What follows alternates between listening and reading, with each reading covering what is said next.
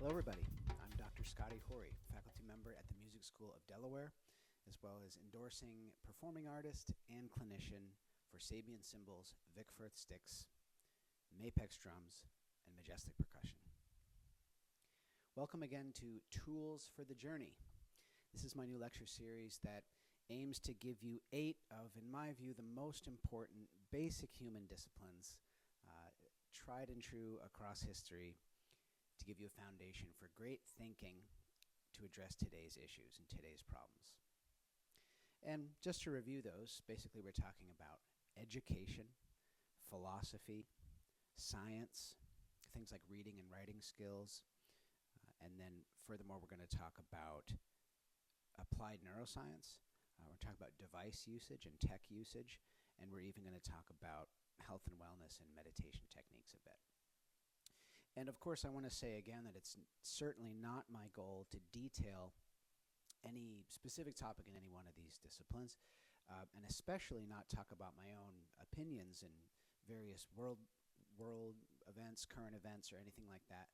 The goal with this series is to give you the basic tools and building blocks from these tried and true academic disciplines, traditions of human thought, so you can start to better your own toolbox of thinking about various issues in your life, including current events, and including relationships and parenting and all these components of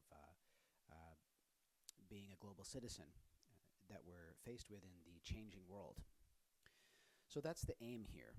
And one of the 8 topics I've chosen is somewhat of an unusual one, you might think.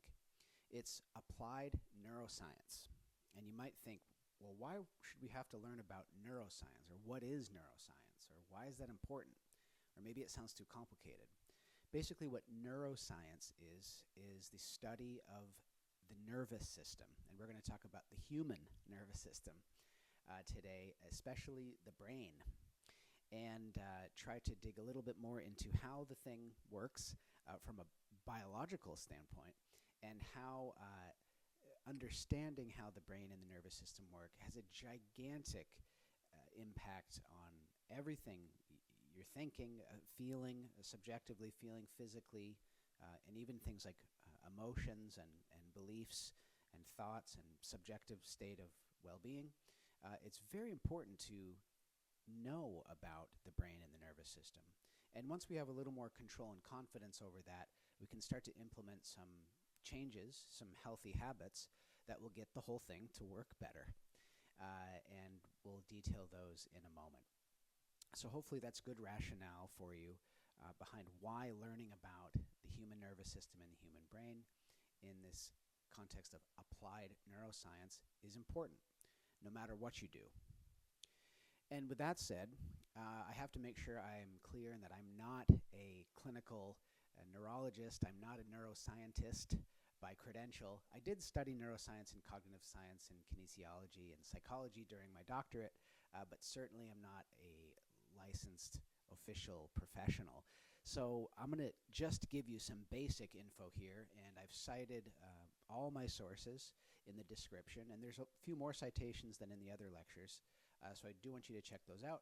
And of course, if you do have any more in-depth questions about this topic, you do have to consult someone who is more qualified than I am, a true professional. If it's a health concern, it should be primary care doctor, and then eventually perhaps a neurologist, or perhaps if you have another question in the subject matter generally, you should talk to someone who does have a doctorate or a PhD or MD in neurology or neuroscience. So with that said, I'm just going to give you the basics. And there's someone in particular I want to mention who's definitely the go-to person now for spreading some of these lessons to the general public about the brain and the nervous system and how learning about these things can inform better living. And that person's Andrew Huberman.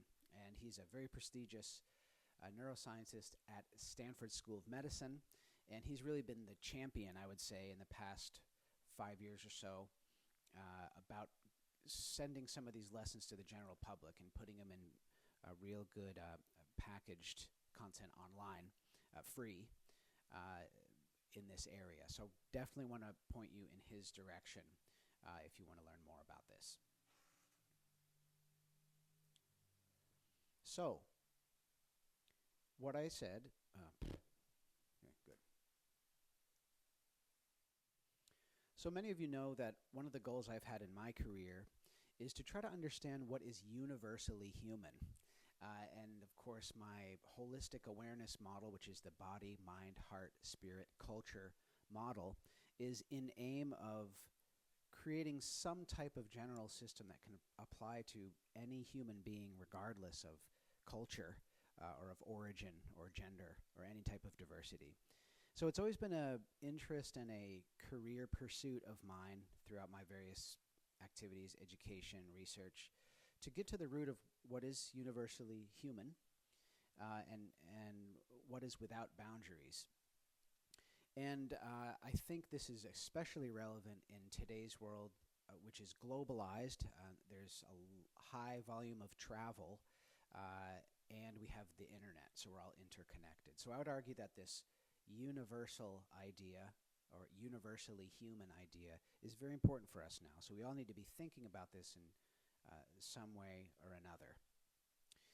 So I would like for you to think about this particular topic as this applied neuroscience topic as an extension or a supplementation of something many of you are used to hearing me about, which is holistic awareness, or this universally human theme to my teaching.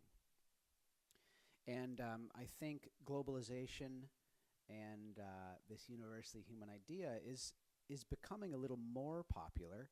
And whether you agree with this or not, there's a huge population of people that are moving away from interest in religious faith and actually a little bit more interested in, as an alternative, some of these things such as secular spirituality or even neuroscience, or what I'm calling here applied neuroscience.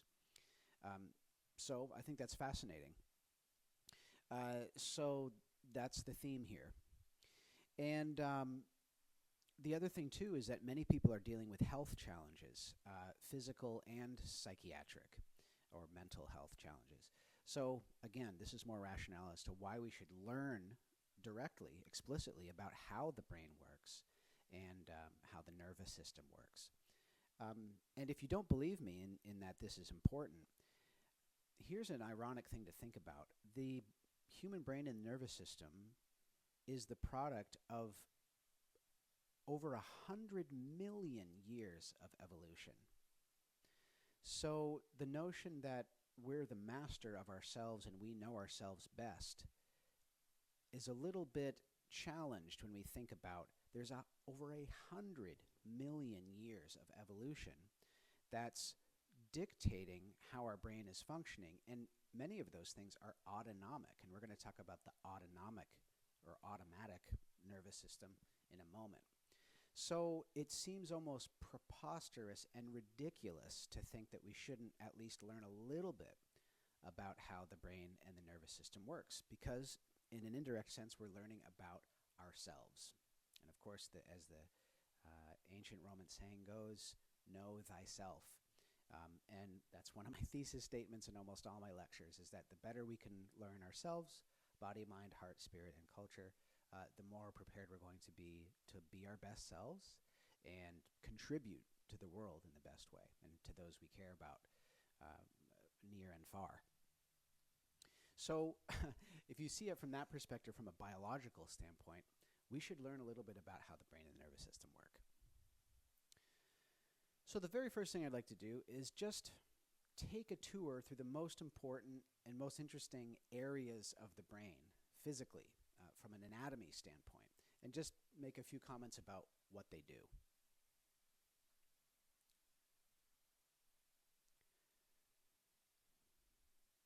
So first, let's talk about the frontal lobe. And the frontal lobe, and of course, and I have my nervous system diagram here.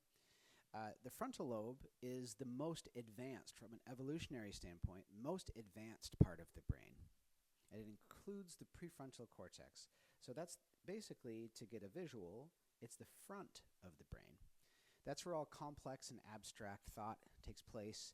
It's advanced cortically, things like planning, the ability to control emotions, to think logically, things that we usually refer to as executive functioning or top-down control take place in the frontal lobe, as well as higher reasoning. So think of it as like the most advanced part of the brain.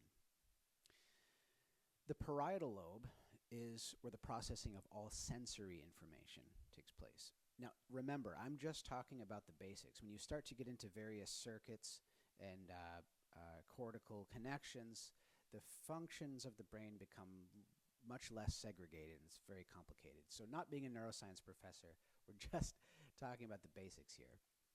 So that's the parietal lobe, is sensory information. The occipital lobe is especially responsible for vision processing.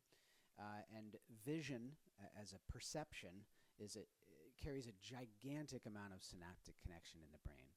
Vision is hugely important to how our brain is functioning. So that's the occipital lobe.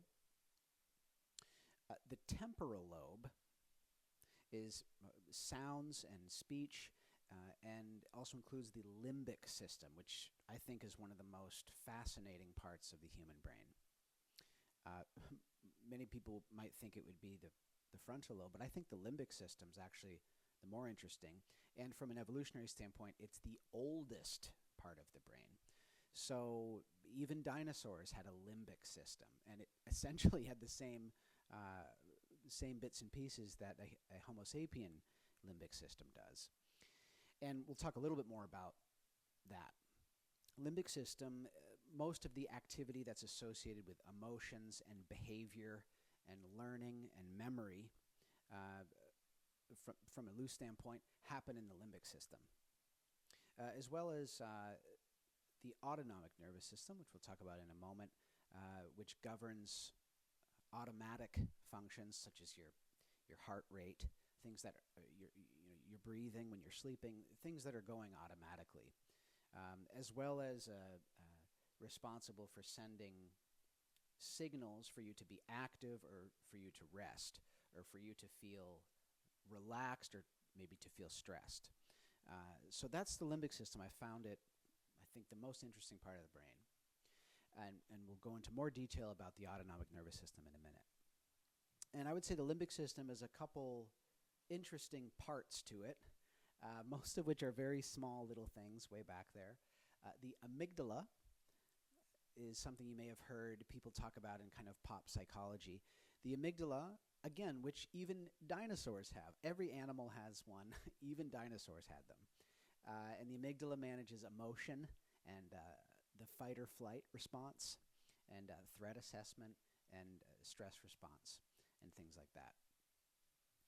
The hypothalamus, which manages hormone regulation and sensory processing and a lot of other cues around the body and the autonomic nervous system once again. There's the hippocampus, which many of you, again, probably know from pop psychology magazines or things. Hippocampus is where the memory is, among some other minor functions. And the entorhinal cortex is a particularly interesting one, and that one manages things like emotion and memory as well, but also is responsible for the perception of time and spatial orientation and vestibular function. So it's one of the things that keeps you from falling over when you're walking around, and to spatially assess where you are and objects in front of you and in your physical space. So I find that one kind of interesting. And that one is particularly active when you're doing complex motor movement, et cetera, et cetera. So those are not all the areas of the brain, but those are some particularly interesting areas of the brain, from my opinion. Then let's talk a little bit more about the limbic system. Like I said, the limbic system influences endocrine system, which manages hormones. So not only coming from your brain, but also your adrenal glands and your pancreas and things, to secrete things that will go into your bloodstream and around your body to make your body work physiologically healthy as best it can and respond to everything that's happening in the environment. And the limbic system also controls the autonomic nervous system.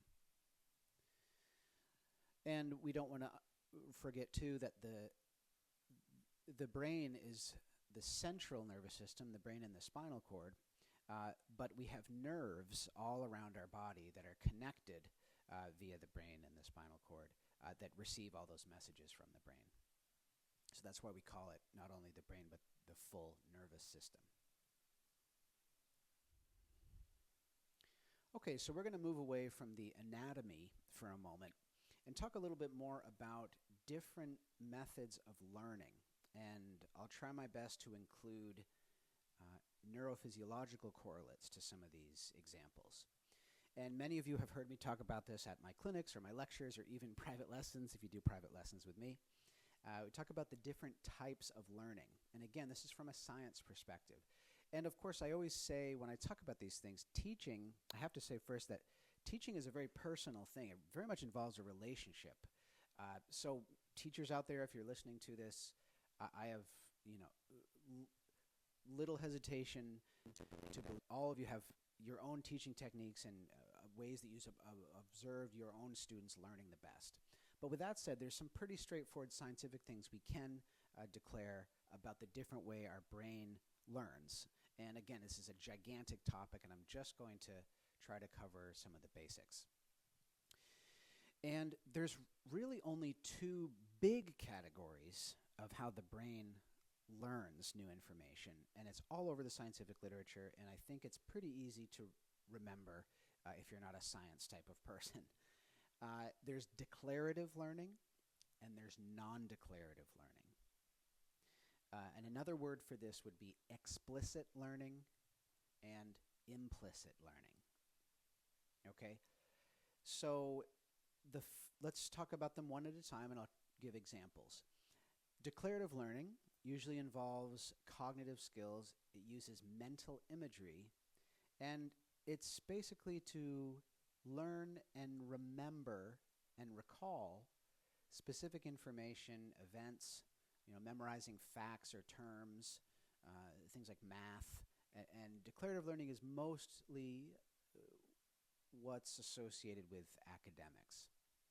So a lot of prefrontal cortex and a lot of cognitive skills.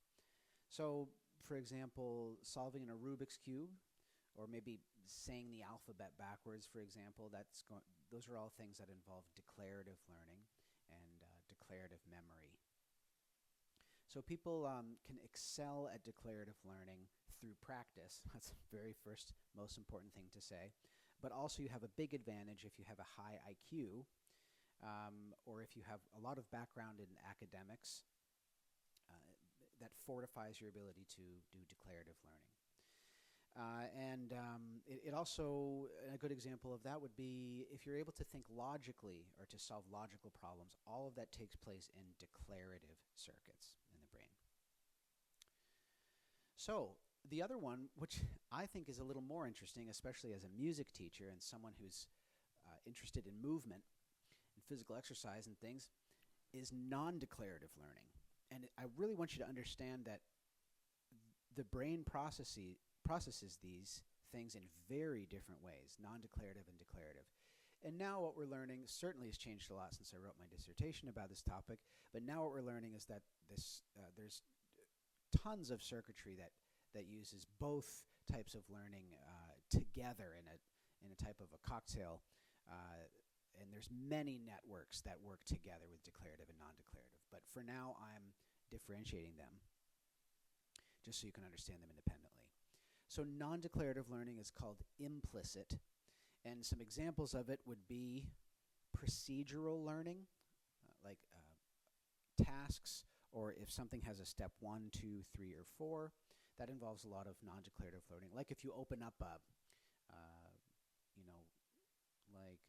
piece of electronic equipment, and in the packaging it gives you 5 steps to assemble it. That would involve skills, motor skills, spatial orientation, and would be an example of procedural learning or procedural performance for the brain. So that's examples of non-declarative.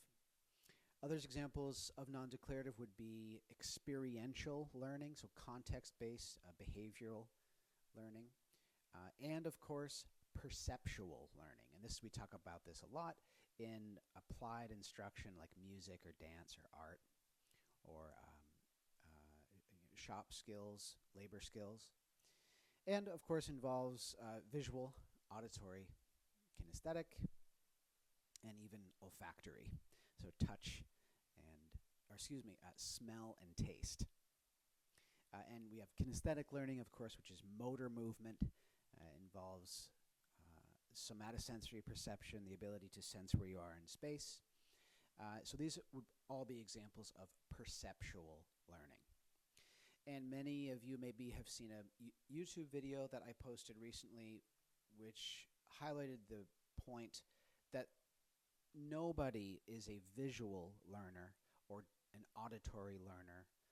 Everybody uses all of these modalities all the time, and what the research says is that it just depends on the context. So if you're trying to figure out the best way to play a certain piece of music, and you're a visual learner, or a self-proclaimed visual learner, which is nonsense, you're obviously not going to stare at the sheet music. You're going to have to hear it. And hearing it, you're going to use the auditory modality, which is a type of non-declarative learning, non-declarative memory, prominently to learn that piece of music. However, if you're trying to learn about comparative philosophy, you're going to use reading in order to learn that. So there's certainly no such thing as someone who has one learning style only and has to have their classroom teacher accommodate them to learn that way in every class. So I just want to dispel that myth. And so that's a little bit about non-declarative learning. And of course, I want to stress that if you're a teacher, you should try to hit all these as often as you can. That's part of the utility of learning about how they're different, is that now that we know that the brain is so interconnected, if we can teach the same topic with these different examples and different methods, we raise the likelihood that students are going to learn and students are going to achieve understanding and success.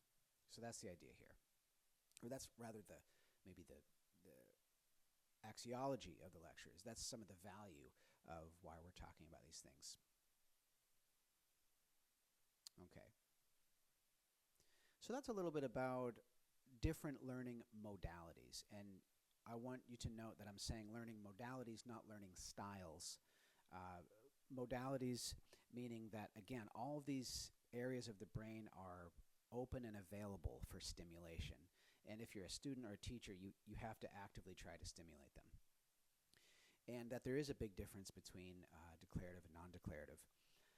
One observation that Jenny, my girlfriend, and I have had recently is, and we don't really have data to back this up necessarily right now, but we've made an observation that many students now seem to be understimulated with some of the somatic or kinesthetic learning, or maybe integrated auditory, visual, motor experience. And I might theorize that has something to do with device usage and overstimulation of data and passive visual information. But what Jenny and I have found is that we're really making a point to stimulate our music students in music lessons with experiential activities, because we find many of them are, at least in the US, seem to be verbally fluent and want to talk about the experience, but maybe are a little embarrassed to move, play, show emotion in their playing and all these sorts of things that we noticed in huge abundance in the Mexican youth, for example. Again, don't really understand why yet, but so there's just an example of knowing how these things involve different brain activity and have different pathologies for learning, again, from a biopsychosocial model, is really useful. So it's all about just learning how the human brain works. And again, a lot of these things are based on over 100 million years of evolution. So I'm kind of a Jurassic Park fan, and I love, this might sound funny to some people, but I like watching those movies and just seeing how the dinosaurs move and, seek out certain things and move their eyes and behave in certain ways, because I can't help but think, there's a little bit of that in us. We evolved from these things, and like I said a moment ago, the limbic system in both species is almost the same. So anyway, very interesting for me. Let's move on now, and we're going to talk about the autonomic nervous system.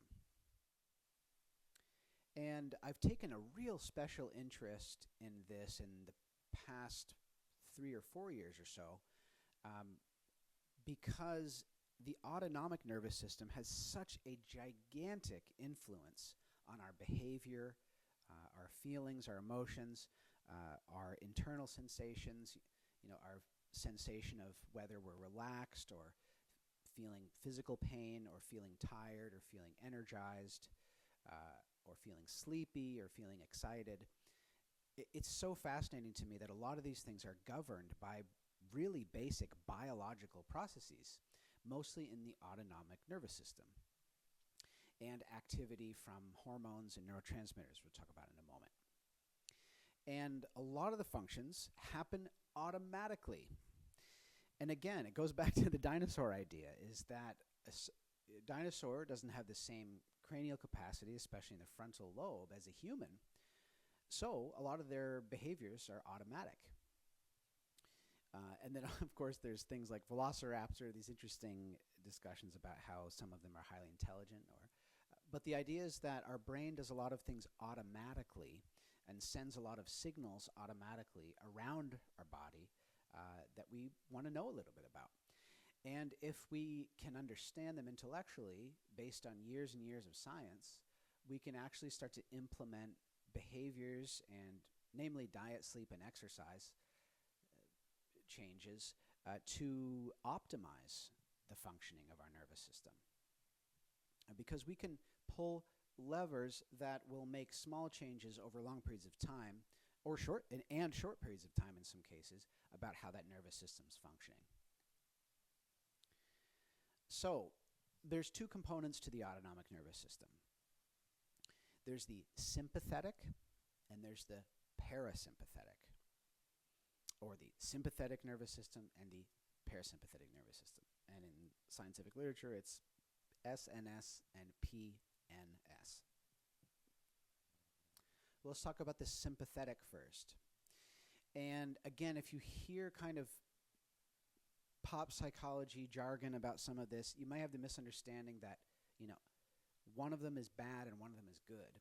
And it's not that simple. Both are integral components of this autonomic or automatic nervous system. The sympathetic, some people casually refer to it as the fight or flight.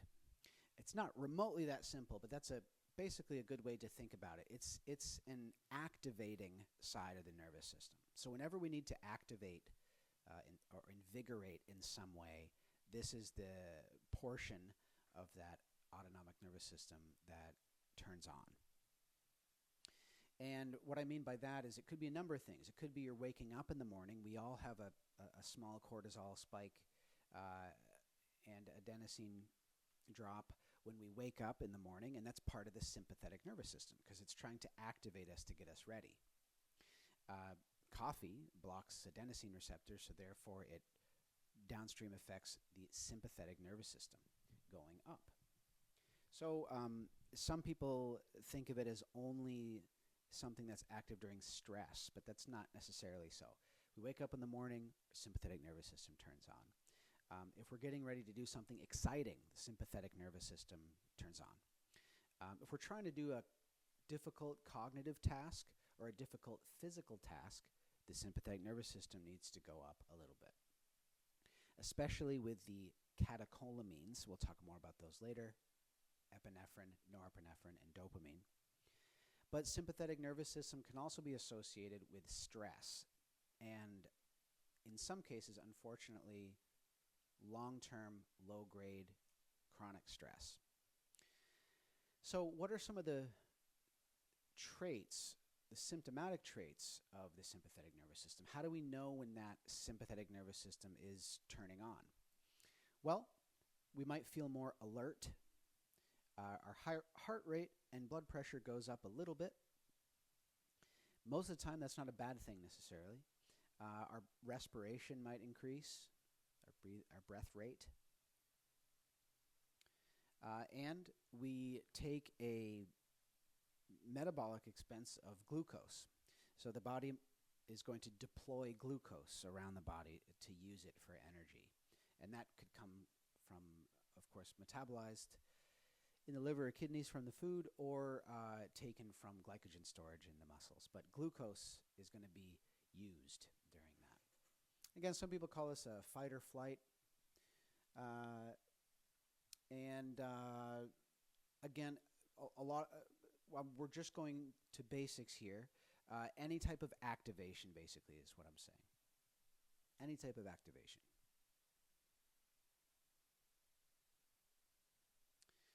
And now let's talk about the parasympathetic nervous system.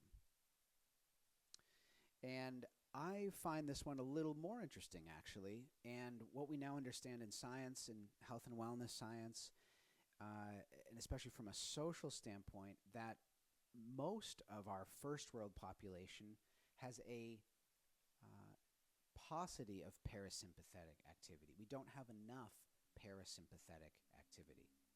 The parasympathetic nervous system is not active enough. And what the parasympathetic nervous system does is calm things down. It slows things down. It allows us to rest, allows us to relax, and it's what's responsible for things like digestion and falling asleep and showing affection to a loved one, or wanting to bond with someone or give someone a hug, or all these things are associated with parasympathetic activity. And of course, a lot of this has to do with circadian rhythm. So ideally, your parasympathetic activity begins mostly in the evening. Again, I'm making a general statement, but you want to be in a parasympathetic state, I suppose ideally after dinner, as you're digesting and getting ready for bed. And if you have hopefully a regular sleep schedule, sleep and wake cycle, the parasympathetic nervous system is most strongly active right before you go to sleep. And then you ideally sleep well, you have quality rest. And then, of course, the cycle starts over and you wake up and all those physiological functions turn on to get you started in the day. The sympathetic nervous system turns on and the parasympathetic activity goes down. So I want you to understand this. And when I give a lecture and I mention this topic, I usually use a kind of red and blue kind of analogy. You can think of sympathetic as red, parasympathetic as blue. And there's a couple interesting things that we can use to turn on the parasympathetic nervous system, and we'll talk more about those later. Things like listening to slow music, or dancing, or doing yoga, or doing certain types of meditation practice, or even cuddling, giving someone a hug, looking someone in the eye. I mean, there's a lot of small ways to stimulate that parasympathetic nervous system. One interesting point, I'm still understanding this because I'm not an expert yet, that I found really interesting is that each organ has an autonomic tone. Isn't that fascinating? So each organ actually has a certain percentage of whether it has sympathetic activity or parasympathetic activity, which of course is mediated from the limbic system, namely the hypothalamus. Interesting stuff. All right. And I want to say, too, that the whole body and brain and everything has what's called an autonomic tone. And I alluded to this a moment ago. But just so you understand, it's not like your system is completely on sympathetic or completely on parasympathetic. It exists on a tone. So it could be 80-20, it could be 60-40, it could be 99-1. Again, I don't know these figures exactly from the textbooks, but the idea is that there's a tone that your body, your state is in. And I think we all know, even if we're not doctors or scientists, that sometimes if you see someone, the catchphrase now, which I don't like, again, because it's jargon, is someone that's triggered. So you might see someone that you can tell is really stressed out, and you can really notice that because, maybe their eyes are moving faster, maybe they're sweating a little bit, maybe their voice patterns are more erratic or faster. maybe they're breathing faster, or maybe they seem irritable or hard to get along with. So without being a doctor or scientist, me or you could probably tell that person has heightened sympathetic activity and not enough parasympathetic activity. So this is this concept I want you to understand. Okay, so now we're going to talk about, again, the more biology side of it here and the chemistry side of it, which is hormones and neurotransmitters. So what the heck do those things mean, and why in the world should we have to learn about them? Why am I talking about this right now? Maybe you should just turn this off and watch one of my rock pieces or marimba videos. Well, not a bad idea, but it is very important to learn about these things because, again, these are the substances, the molecules, that are swimming around in our brain, in our body, in our bloodstream, and all of our organs that have a huge influence on our behavior, sense of well-being, our thoughts, our productivity, our cognitive function, our physical performance, and other more subjective states of direct firsthand experience. So, hormones and neurotransmitters, those are the chemicals, some of the chemicals that are swimming around in there, especially in the nervous system and the brain. And let's start with understanding the difference. So hormones are secreted by neuroendocrine glands in the brain and in endocrine glands throughout the body. So there's the thyroid gland, there's the pituitary gland in the brain, which secrete hormones. And then, of course, there's the pancreas and there's the adrenal glands. So these are endocrine glands. They secrete hormones. And hormones are some of the chemical messengers that trigger all the very important physiological processes in our body to keep our body functioning and healthy. And hormones are generally longer lasting than, per se, neurotransmitters. Again, generalized statements here. And if you work with your doctor and you notice, if you do your routine blood work and some of your hormones are either too high or too low, that's a metric that shows a health problem, or maybe your health is not optimal. So having hormones steady and regular is very important. And again, a lot of things can change hormones. Diet, sleep, exercise, and if you're a woman, depending on where you are in your cycle, your hormone level will change. And of course, if your hormones change, your body and brain change. Your behavior can change. Your sense of well-being can change. Whether you feel energetic or sleepy, or very happy or very stressed, hormones will have a big influence on that. Neurotransmitters are electrochemical signals that travel along nerves. So they travel from your brain to your spinal cord to all the nerves, and they travel around the brain as well. And this is a very, very complex topic, and I'm just barely scratching the surface now in my own learning, and coming to terms with how important it is in my holistic awareness philosophy that I've taught for many years and studied during my doctorate. But again, I will say that I'm just scratching the surface myself, and today I'm just going to try to pass along to you some of the basics.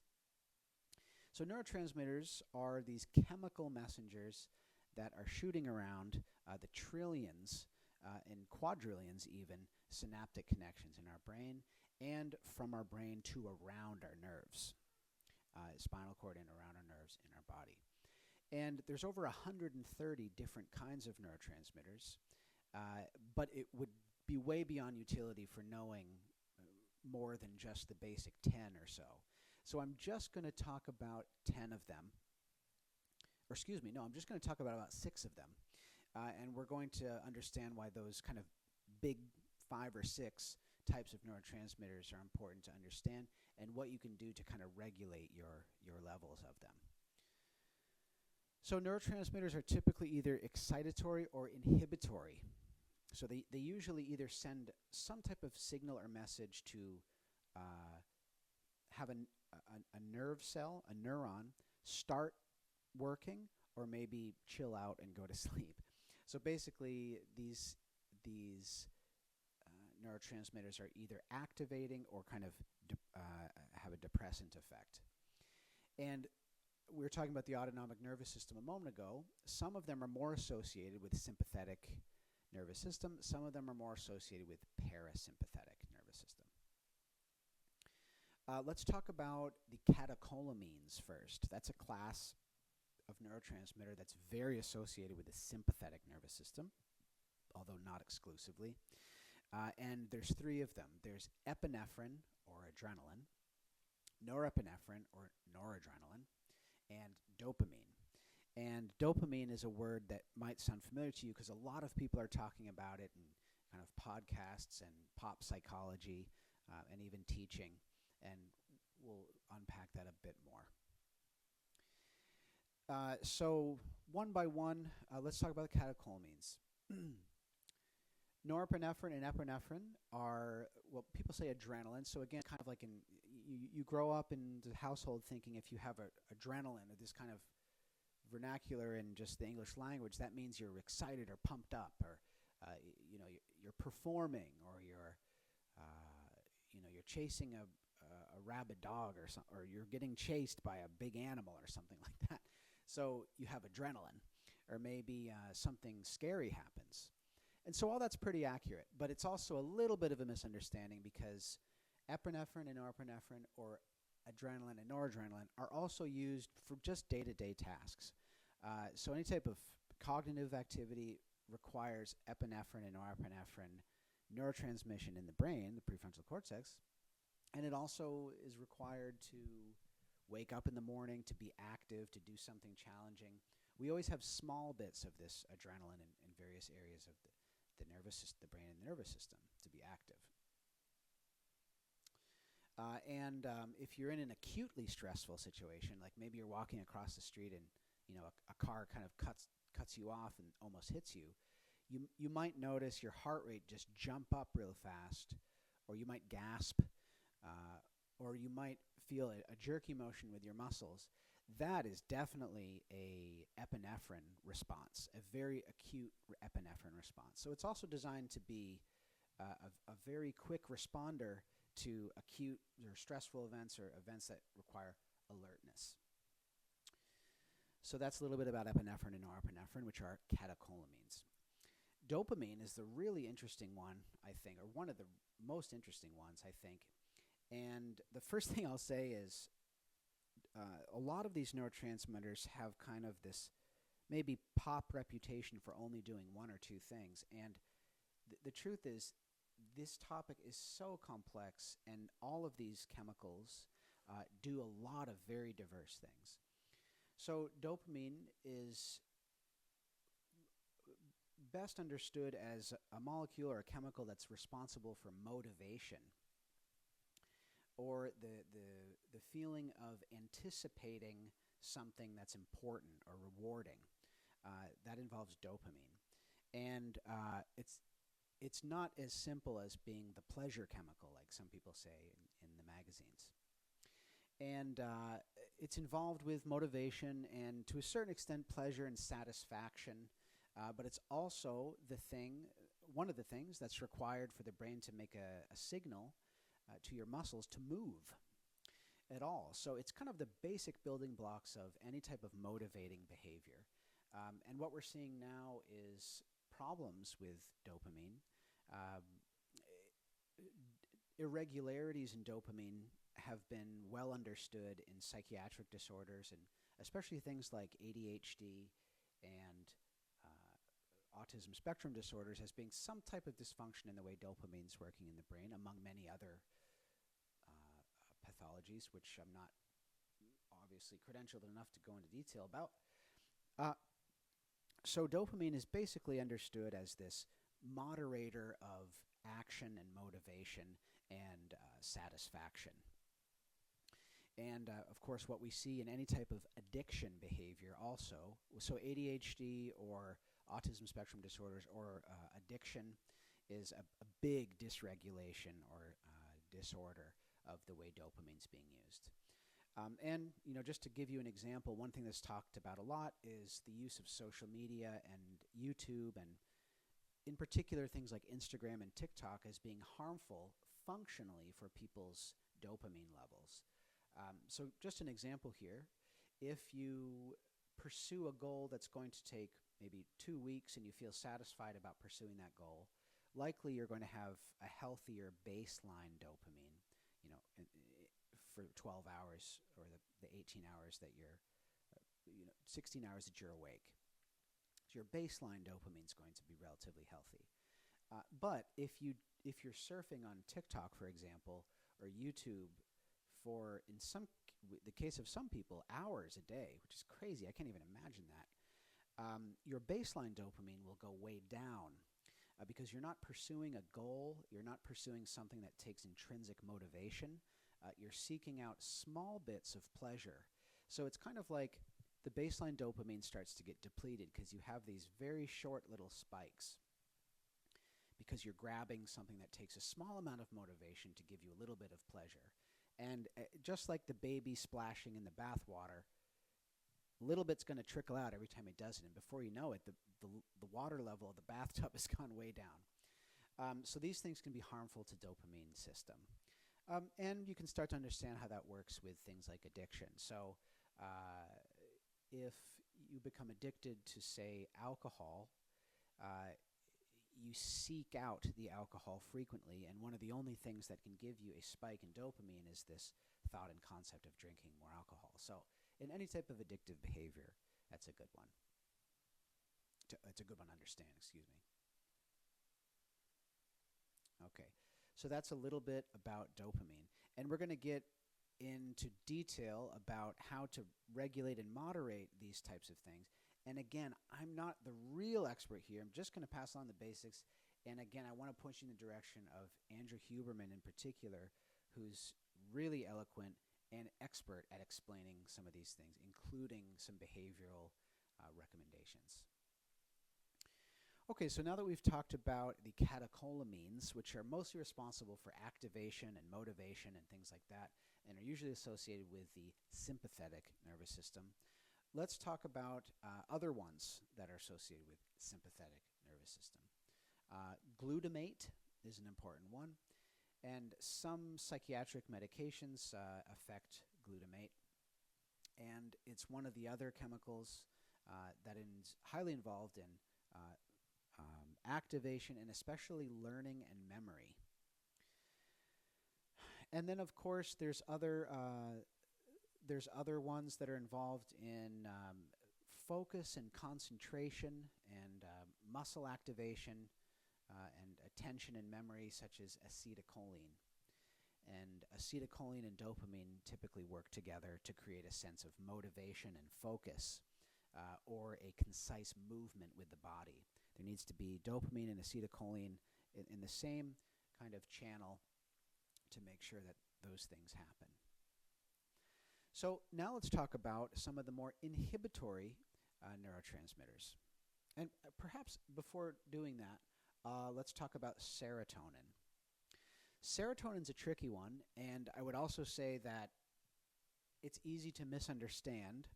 And again, in the pop psychology magazines, serotonin is just this like kind of drug that makes you feel good, or chemical that makes you feel good. And again, it's really not that simple. Serotonin is a hormone and a neurotransmitter, actually, and it has tons of different functions, including everything from digestion to social interaction to feelings of safety and confidence to getting ready for sleep, for feeling positive emotion, and also social hierarchy. So we do understand now in behavioral psychology and in neurophysiology that the serotonin system typically tends to be well tuned up in people that have high social capital or successful employment, or have never been in a situation where their safety is at risk. So serotonin system is basically this kind of safe, the sensation we get when our serotonin system's active is that of safety, calm, confidence, centeredness, maybe positive emotion, and things like that. And it's associated with mostly the parasympathetic nervous system. With the small caveat that it does have a very important role in social status as well. This kind of perception that we're doing well socially or pleasing our society or family or organization, and that's a very important feeling to have. And we do know that children, for example, that experience neglect or abuse, we understand neurophysiologically that the serotonin system has a lot of trouble developing when a child or even an animal is subjected to that type of experience. Okay, a few other neurotransmitters to talk about. Oxytocin is an interesting one. It's a hormone and a neurotransmitter, and it's involved with bonding with others socially, affection, relationships, and a sense of community and safety. So when you give someone a hug or even shake someone's hand or make love, oxytocin is a very strong a neurotransmitter. And of course, that has downstream effects to other healthy physiological function in the body. GABA is an interesting one. That's one of the more important neurotransmitters. And GABA is involved in calming. It's one of the most important inhibitory neurotransmitters. So before we get to sleep, we have a rise in GABA levels. If we feel very relaxed, we have a rise in GABA levels. And a lot of psychiatric medication targets the GABA system. So benzodiazepines, for example, they're a controlled substance, a very powerful medication that should only be used, obviously, under the supervision of an MD. But what benzodiazepines do is they greatly raise your GABA levels. So if a patient struggles with panic attacks or severe anxiety or maybe is prone to a seizure, in the emergency room, for example, benzodiazepines are used to raise GABA levels, therefore dramatically calming the nervous system. So that's a little bit about GABA. And also if you feel on edge at a time where you don't want to feel on edge or activated, there's also natural ways to bring GABA levels up. Just to name an example, valerian root is a way to generally bring gamma-aminobutyric acid levels up. So there's a lot of natural things you can do. Doing yoga also has been clinically proven to raise GABA levels, just for example. Okay, so now that we understand the chemistry a little bit about hormones and neurotransmitters, and basically understand this idea that there's these chemicals floating around in our bloodstream and in our nervous system and our nerves and our brain that have a huge impact on our thoughts and behavior and emotions and physical experience, sensations of feeling relaxed or in physical pain or of heightened perception or any of these things. They all are hugely dictated by neurotransmitter activity and hormone activity. Now what we're going to do is talk a little bit about things you can do to monitor these types of chemicals in your own body physiologically. And I'm not going to place any medical advice or recommendations to you personally. I'm just going to give you some of the basic science and put a special stress on natural ways to monitor these types of things to create equilibrium in your body and mind. And the term we have in medicine for that is homeostasis. Homeostasis means that's your body's natural resting state. And basically natural internal balance of all these things. And now we're talking about the science. We can talk about that from a physiological standpoint. But We can also talk about that from a spiritual standpoint. Like, for example, yoga is a millenniums-old system that involves the balance of everything, not only physiology, but also spiritual experience and emotions, and what we call in yoga the subtle body, or our causal influence.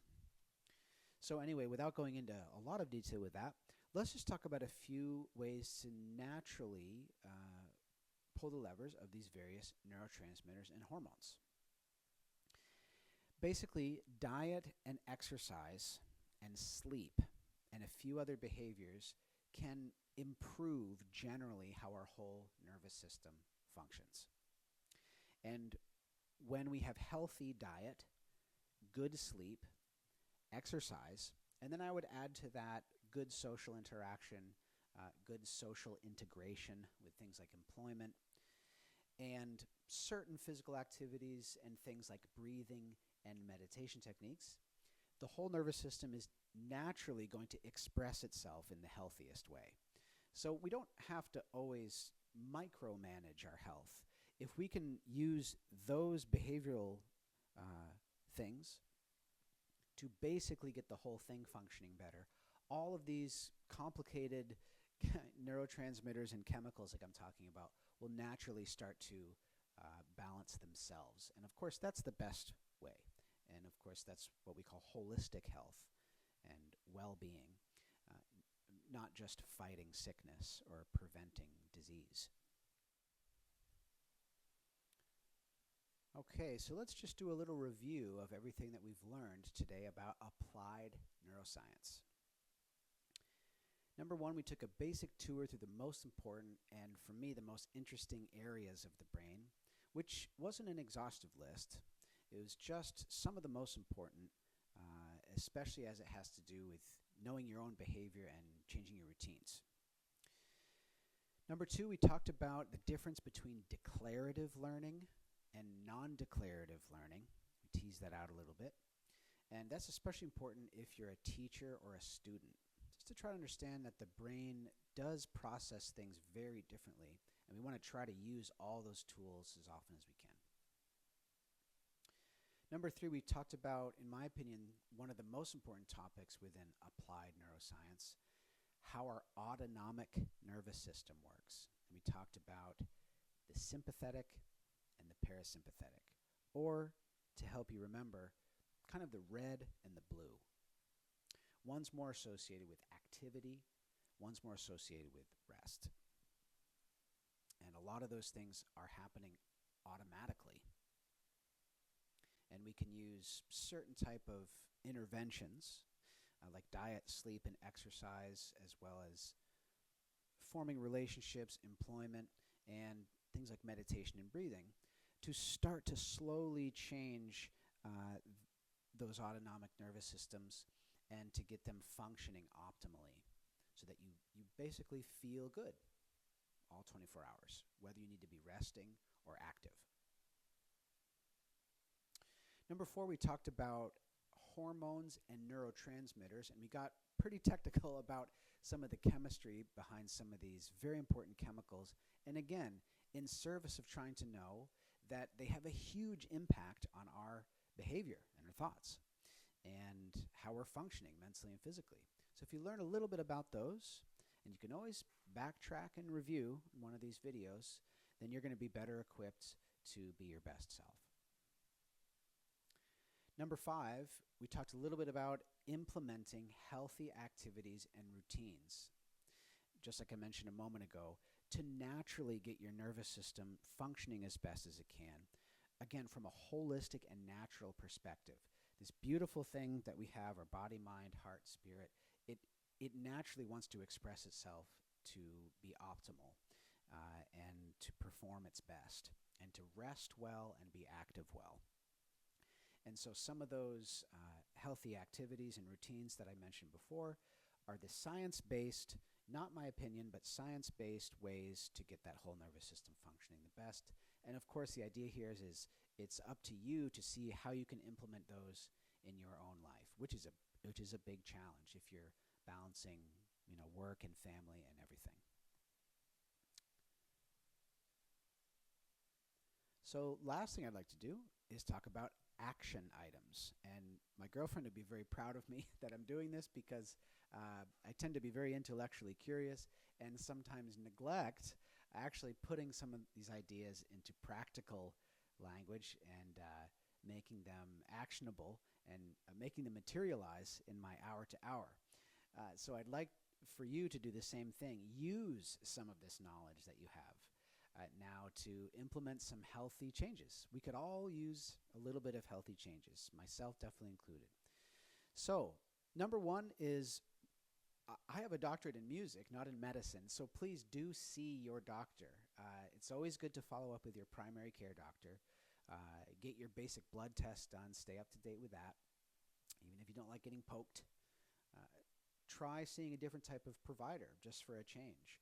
Try to get a referral for a good nutritionist or a good chiropractor, for example, to understand maybe a little bit more about how your nervous system's functioning.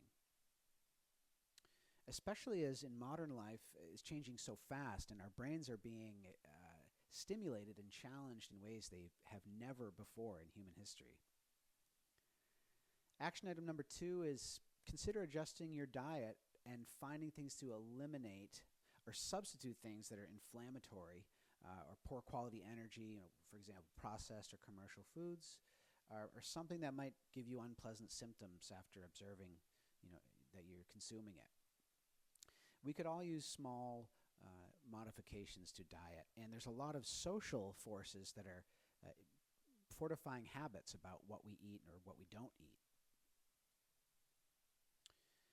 Action item number 3 is, again, moderate inflammatory foods. And this is a pretty much given based on the scientific literature, especially simple carbohydrates and white and refined sugars. And for some people, gluten.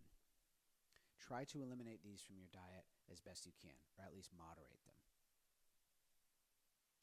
Number 4 is to get exercise, even if it's just a few days a week. For some people, it's a 10-minute high-intensity workout can do the trick. It's better than nothing, depending on how much time you have available. You need to exercise. Our bodies are made to move. We're mammals, we're vertebrates. We need to help our heart, our lungs, our muscles, but also our endocrine system and nervous system and brain to help produce the chemical reactions in your body to help you function better. And of course, this includes mood and cognitive function, because a lot of those are stripped down to biological functions. They're just different biological functions. Next action item, number 5, is considering implementing an activity that stimulates your parasympathetic nervous system, as I detailed earlier. Or exercises that gets you into a mindful or concentration state, in a calm state. And we're going to go into more detail with that in the next episode about mindfulness and meditation. Okay, so thank you for tuning in to Tools for the Journey. Today we learned about applied neuroscience. We talked a little bit about how the brain and the nervous system work. Again, just the basics, and you do have to pursue the real experts in the subject matter if you want to learn a little bit more. And again, I'd like to make a reference to Andrew Huberman's podcast, Huberman Lab, as really the ultimate authority on the subject matter, especially as it relates to practical tools for just the everyday person. Even if you're not a science type of person, he puts things into great words. And I want you to, again, reflect on how this fits with the picture of this whole series. The idea, even if you don't remember some of the scientific terms, that's okay. The point here of this lecture is that it fits into this bigger theme of just giving you tools to start knowing yourself a little bit better, knowing how to think about these things better, maybe change some of your behaviors to optimize your well-being and functioning so you can address the challenges in your life. I'm just doing my best to give you the basic tools. And we've learned about neuroscience for centuries, even thousands of years if you count the yogis and the Ayurvedic practitioners in India. So this is really valuable old information. And I'll say it again, Our brain and our nervous system is the product of hundreds of millions of years of evolution. So we owe it to ourselves a little bit to learn about it with knowledge that all these things have so much impact to our behavior and our thoughts and our decisions and our physical and mental functioning from day to day, hour to hour. Of course, all my references are posted below this video, and I do want you to take a look at those. And stay tuned for the next episode. We're going to be talking a little bit about mindfulness and meditation. And of course, you can visit scottyhoary.com. You can visit Scotty Hoary on Tributary and talk to me on Facebook, Scotty Hoary. Thanks so much for watching, and remember, body, mind, heart, spirit, culture always work together. Thank you. Welcome back to Tools for the Journey, and this is episode number 5, part 2. And we're going to talk about meditation and mindfulness practice and meditation techniques this time around. And this is a part 2 from the episode 5, Applied Neuroscience. And I did that intentionally because I want you to understand the connection between meditation and mindfulness, and we'll define exactly what those words mean in a minute, and real anatomy and biology. And now, thanks to science and a lot of research, namely that's happening on the West Coast and the East Coast, but mostly in the West Coast, we do understand now that meditation actually has a lot of proven benefit for health and wellness. And now that we know more about the brain in the science world, we can actually see changes and in some cases big improvements in functioning and well-being and things like cognitive function when people practice mindfulness and meditation. And in the future, in my YouTube channel and Tributary page, we're going to delve into a little more of the other properties of mindfulness and meditation. And this is a very expansive topic, including some of the more spiritual and religious components of meditation and mindfulness. But today, we're just going to talk about it, mostly how it relates to the science, the biology and the anatomy. So let's see this as an extension or a supplement from episode 5, Applied Neuroscience. So first of all, let's try to define what those two words mean. There's a lot of baggage and misunderstanding a lot of people have with these words, mindfulness and meditation. So first of all, those terms are not interchangeable. Let's define mindfulness first. So again, it's kind of a buzzword, and a lot of people have variable definitions of what it is. But basically what mindfulness is your ability to monitor your own thoughts and emotions and behavior. And from a science perspective, that takes place in the front part of the brain, the frontal lobe, namely the prefrontal cortex and an area of the brain called the anterior cingulate cortex. And what happens when you practice various types of mindfulness exercises and disciplines is you heighten your ability to do that, self-regulate and self-monitor your thoughts, your emotions, your behaviors, and including long chains of thoughts like thought narratives and psychological concepts, as well as perceptions and emotions. Whereas something like clinical social work or clinical psychotherapy would be a healthcare practice to partially develop these sorts of things. Mindfulness is the actual skill that you start to possess as a person, which takes practice. Like most things you want to become good at, mindfulness is also a skill. And again, we have the data and the science to substantiate that now. It is a skill, and we notice brain changes when people practice it. Physical brain changes and qualitative brain changes. So that's basically what mindfulness is. And you can understand that that's quite an expansive, all-encompassing sort of definition. Mindfulness can take place in a lot of different ways.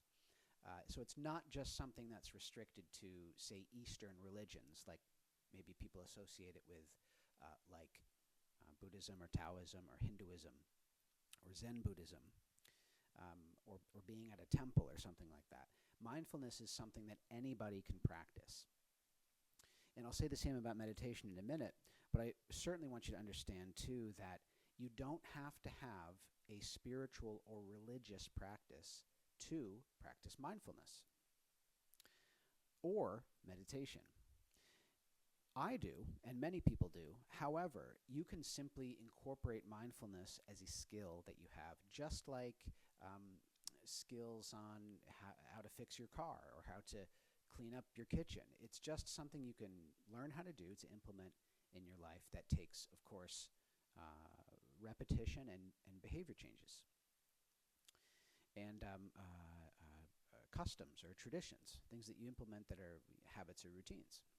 So that's probably one of the most important points for our introduction. And I'll say it again, you don't have to have a religious subscription or religious practice or even a spiritual practice to practice mindfulness. Okay, now let's talk about meditation. So I would say meditation is a bit more specific, and it's a particular type of activity. Mindfulness is more of a mental skill that we eventually learn not only in meditation practice but in all of our life to use. Meditation is a bit more specific, and it's an actual activity. It is something you set aside time to do, and just like anything, or much like a lot of religious practice, you develop devotion, and I'm going to use that word devotion or commitment. It's something you implement into your life. Now, meditation largely has its roots in Eastern culture and Eastern philosophy. So we see meditation practices that date back over 3,000 years. Actually, I believe it's 4 or 5. I'll have to look that up and put it in the liner notes. I believe it's almost 5,000 years, and it can be traced to mostly the Eastern religions. So Hinduism, the religions I mentioned before, Hinduism, Buddhism, Taoism, and also the yoga path. So the path of the ancient yogis in India, many of whom also practice Ayurvedic medicine. And these are extremely old, ancient practices. And then, of course, we can start to see certain types of meditation and contemplative prayer and stuff emerge in European culture in the time of ancient Rome and ancient Greece. But really the tradition comes from the East. But now a lot of people practice meditation in a lot of different ways, including in completely secular and non-spiritual or non-religious ways. There's, for example, there's a huge part of the applied neuroscience community who do mindfulness and meditation types of exercises because they understand the benefits, but they certainly don't associate it with a spiritual practice. So again, this is very flexible and a very large subject matter, and I want to encourage you to be flexible about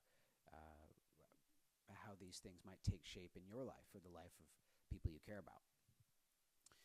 And the other thing too is that and I neglected to mention this a moment ago, you can also be a good Christian or a good Catholic and practice mindfulness and meditation. You can implement these things into your faith-based practice if you desire. And for example, there's something in the Catholic tradition called contemplative prayer. And I might make the academic argument that it's very similar to meditation that we see in the East. If you look at the mechanics and the architecture of it, it's fundamentally the same type of human activity with small differences in tradition and concept and philosophy. So anyways, let me go into more detail about what exactly meditation is. And of course, this is just an introduction and a synopsis, as many different types of meditation require different types of introductions and instruction, all of which I won't be providing today in this video. But basically, meditation involves a devotion of time. For Westerners, it is usually customary to do anywhere from 10 minutes to 30 minutes. And of course, in the East, there's plenty of practices that involve meditation for an hour or hours or even days. But that's only with a lot of practice would you get to a stage like that. So I recommend if someone's beginning a meditation practice, they do sitting meditation for about 5 or 10 minutes to start off. And I'll go into more detail in my tributary page and YouTube channel when I start to release my guided meditations. I already have a few out, but I'm going to make a considerable amount more. But to put it in a nutshell, you sit and you simply observe the contents of your consciousness.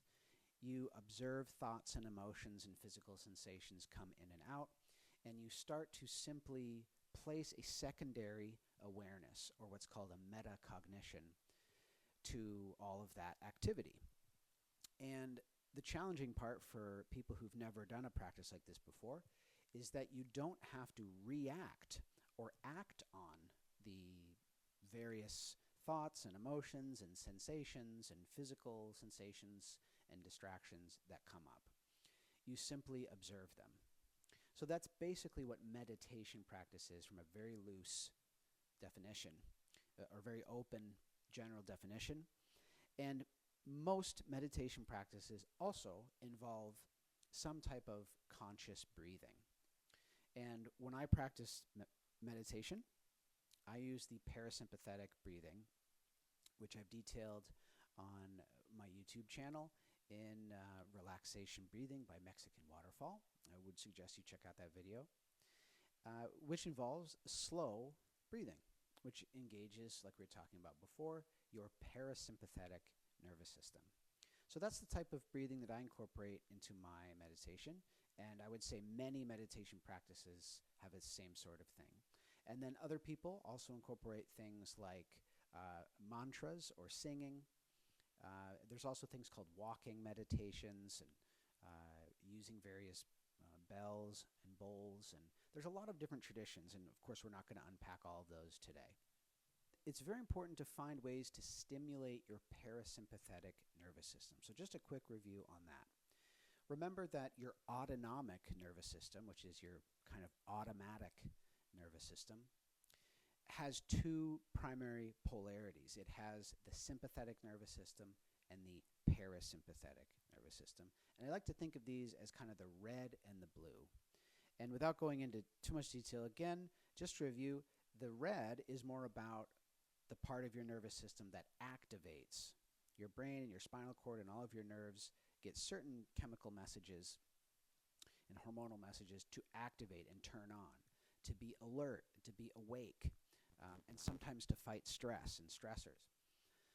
And the parasympathetic really is, you could safely think of it as the opposite, which is its job is to relax you, calm you down, slow activity, be inhibitory, to get you ready for things like digestion and sleep and being affectionate with others, et cetera, et cetera.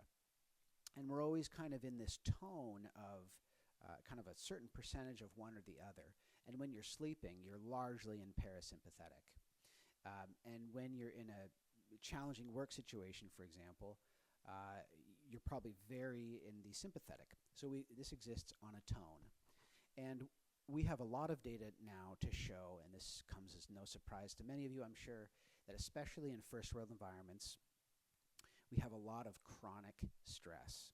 We have a lot of chronic low-grade stress. And that comes from a lot of different sources, from busy schedules to device usage, to economic hardship with, for example, inflation, from political discussions that are inflammatory, to foods that are inflammatory, to air and soil quality being poor. A lot of those numbers look pretty scary at the moment also. So there's a lot of different stressors, and also fragmented attention, which we'll talk about more in a later episode of Tools for a Journey. So we have a lot of data saying that Americans, let's say, for a moment, just Americans, have chronic low-grade stress. And it's very hard in our lifestyle and our culture. Europe and Latin America can be different depending on which country you're in, but we can safely say for the United States, it's very hard for us to find time for space and to take away stimulation. And that's very taxing for the nervous system and the brain. A lot of people, when they're asked, are you stressed? Are you doing okay? Most people say, yeah, I'm doing fine. And actually, I've been very guilty of this as well. But a lot of the stress that we experience, we can't really see. It builds up over a large amount of time. That's why I say chronic low-grade stress. Your body and your brain and your nervous system are always keeping track of what's happening metabolically, even if you don't realize it. So 10 years of low-grade stress, or slightly too much stress, can have a huge impact on the brain and the body. And so you can make now with the data a fair argument that heart disease and psychiatric illness, heart disease and psychiatric illness in particular, have risen partially due to stress. And again, there's a lot of data that can support these sorts of claims. It's not just a personal opinion. So again, in the lecture about applied neuroscience, one assertion I make is we have to find ways to actively stimulate our parasympathetic nervous system via our vagus nerve. And we have to really understand what types of activities and practices are going to do so, and we have to carve out time for it. If indeed we want to be our best version of ourselves, healthy and well, and cognitively functioning well, and emotionally more stable. And more able to access intelligence and reasoning and reflection and listening. And this all can happen if we have a stable autonomic tone, which ideally is not too much sympathetic, but maybe a little more parasympathetic. So again, what types of things should we start to implement to do that? Because I understand everyone's busy and not everyone would have the same level of commitment in some of these ideas, some of the best things to do are deep breathing. So we'll talk about deep breathing in more detail in my future videos, but deep breathing can just involve literally taking 30 seconds and to do a 4 count in, a little pause, and a 6 count out. And all of the research is saying now that that is the quickest way to just dial down your sympathetic nervous system and activate your parasympathetic nervous system, even if it's just for a moment. So what you're doing is you're taking that autonomic tone and you're just kind of modulating it a little bit. So let's just try one of those now. Let's inhale for 4, pause for a count of 2, and then exhale for count of 6. Let's try it. 1, 2, 3, 4. Little pause now. 6. 1, 2, 3, 4, 5, 6. Okay, and you can do that 3 or 4 times. I'm counting and breathing at the same time. You can do that about 3 or 4 times. And what a lot of the research says is that is the quickest, simplest, and easiest way to alleviate a little bit of anxiety and bring up your parasympathetic activity. We experimented with this during the music and mindfulness camp that I was a faculty member of, along with members of the Philadelphia Orchestra and President's Own Marine Band over the summer, and we were astounded by how much of a difference this made in some students. And as some of you are not musicians listening know, playing music is very challenging. That's why many people are afraid to learn a musical instrument. And as a professional musician, I can tell you it is super challenging to play a musical instrument. So there's times when the high school students at the camp were learning all their new music, and whenever we had felt that one of them was feeling stressed or anxious, and we could see them, just visibly look a little bit more anxious, maybe, their eye movements became faster, maybe sweating a little bit, maybe talking faster, we asked them just to try a few of these breaths. And it was astounding. In 30 seconds, the next time they tried the music after that short exercise, suddenly they felt clearer and more able to concentrate. So breathing is a great way to do that. And again, to get to the biology and the physiology of it, what that does is it stimulates your vagus nerve, which turns on the parasympathetic nervous system, which is going to lower blood pressure. It's going to slightly lower your heart rate, and it's also going to deliver oxygen from your lungs to your bloodstream, and thus systemically all around your body, including your brain. So that's a nutshell of what some of the deep breathing does. Mindfulness and meditation both have been shown to reduce perceived stress, and stressors are perceived psychologically, reduce anxiety, reduce confusion, fatigue, depression, and mood. And all those things, of course, are measured psychometrically in their qualitative definitions with the participants in these studies, all of which are cited below. And also, during episodes of stress or anxiety, typically the prefrontal cortex and the anterior cingulate cortex, two brain areas, are downregulated. And both of those help to regulate and manage emotion and mood. So when they're turned off, things like stress and anxiety and emotion seem to run wild, and we can't monitor them. And of course, this can be shown on fMRI, which is a functional magnetic resonance imaging, which is not usually available to medical patients, but it's used in research. So they can see this. And during stress, the posterior cingulate cortex is active, which is associated with mind wandering or lacking the ability to have one-pointed focus. So what happens in a lot of meditation practices and mindfulness practices is decoupling overactive connections, so overactive circuits, between the anterior cingulate cortex and the amygdala, and fortifying control the prefrontal cortex in the brain. So again, it's not just theoretical at this point. We can really see what's happening in the brain with these practices. It's also been shown to reduce feelings of negative emotion, such as loneliness, for example, in this particular study, and open a gate, so to speak, in my creative poetic language, to more positive emotions. And I would also argue some spiritual emotions, and we'll unpack exactly what that means a bit more in future videos on Scotty Horiat Tributary. So prefrontal cortex is this area that gets fortified during meditation and mindfulness practice. And in particular, the circuit between amygdala, anterior cingulate cortex, and prefrontal cortex. So it's creating kind of a bridge between the areas of the brain that get very active during moments of stress or emotion or erraticism or confusion, and the area of the brain that monitors logic and organized thinking and methodical thinking and problem solving. It kind of creates a bridge between those two areas. And for me, meditation is a spiritual practice, but for many people, it can just simply be a tool. And I don't think there's anything wrong with that, axiomatically or axiologically. So if you value meditation practice or mindfulness practice that way, then that's great. Much in the same way as when I teach my music lessons, I know that a lot of my students aren't going to be professional musicians, but the music to them still has a lot of great value.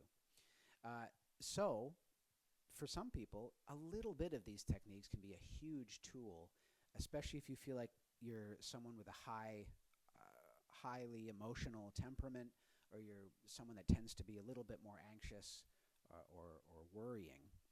These things can be really advantageous tools.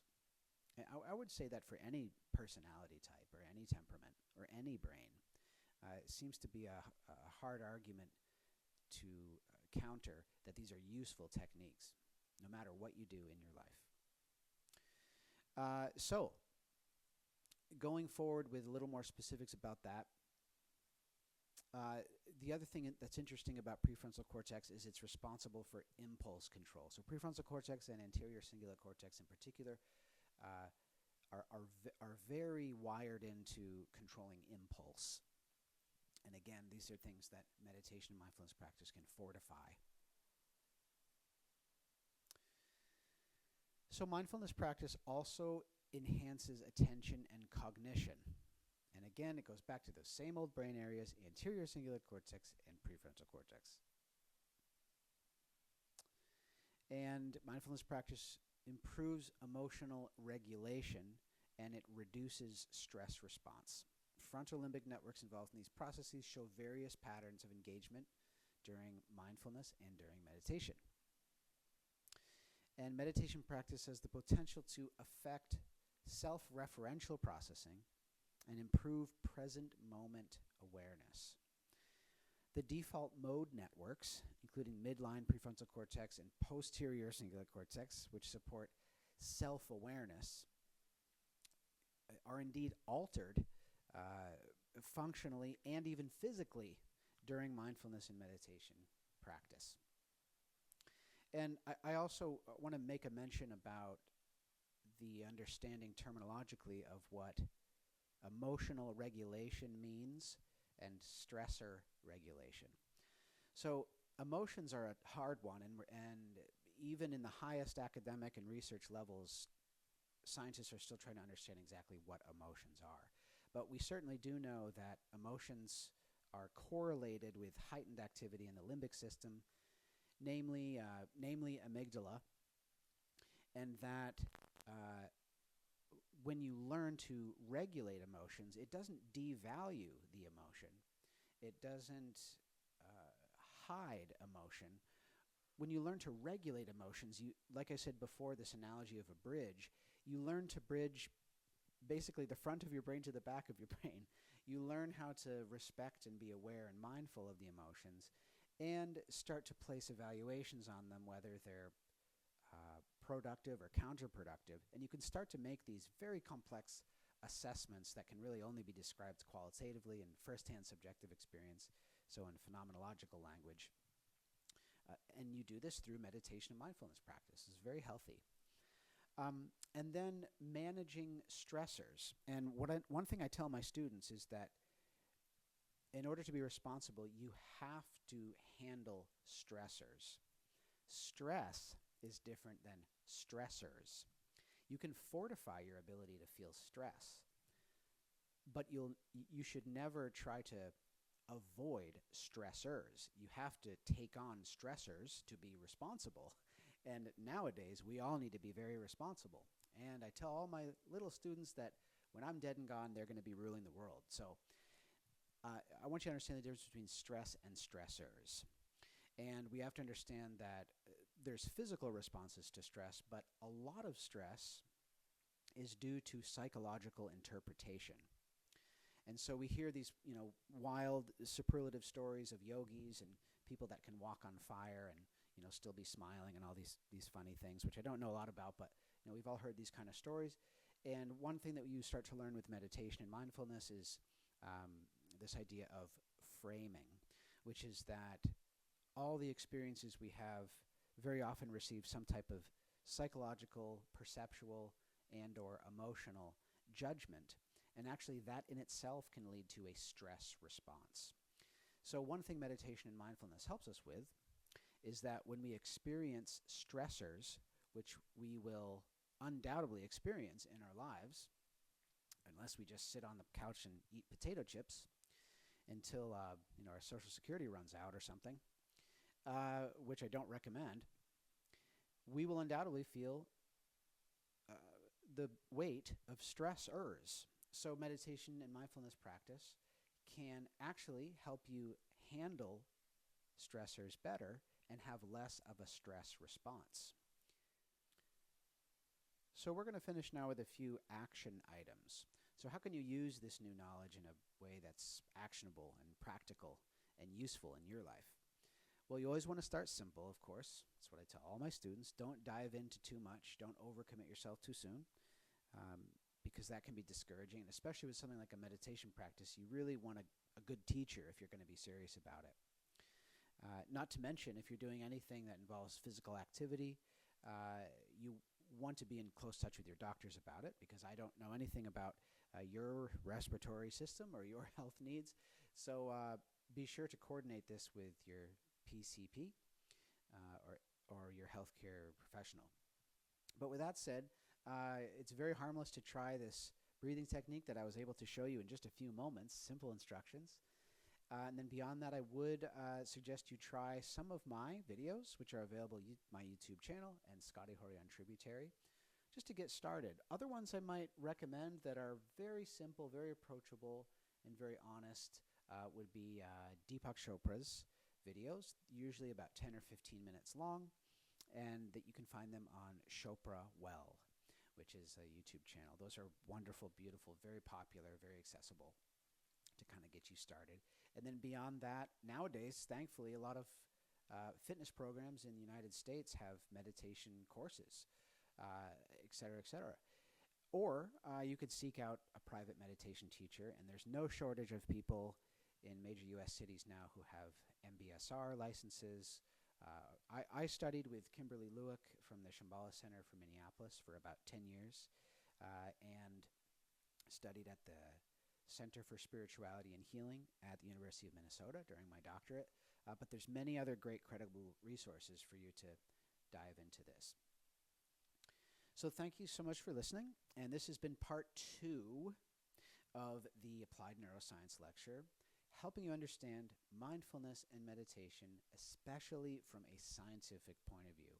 And I hope you find these things useful because, of course, that is the purpose of this whole lecture series, Tools for the Journey, is that you find things that, by my assertion, if you're a human being, these things are going to apply to you in some way, shape, or form, and that you can at least reflect on them and hopefully apply them to your life so that you can live your life and do the things that undoubtedly will be very different than what I've chosen to do with my life or what my students are doing. So these are universally useful sorts of topics. So there you have it, and thanks so much for watching. Be sure to tune in to scottyhorry.com, Scotty Horry on Tributary, and Scotty Horry on Facebook. Please stay tuned for the next episode of Tools for the Journey. And of course, remember, body, mind, heart, spirit, and culture always work together.